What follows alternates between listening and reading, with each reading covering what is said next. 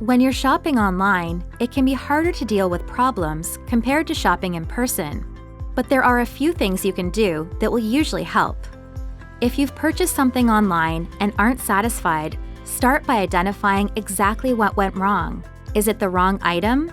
Is it not what you expected, or is it damaged? Did you just change your mind? Were there shipping delays? Next, if possible, contact the seller and try to resolve the issue directly. Depending on where you made the purchase, this might mean dealing with a website, someone selling through a website, or both. If that doesn't work and you feel that you've been cheated, contact your credit card company or PayPal and report the issue. If you've been scammed, you can also contact the police.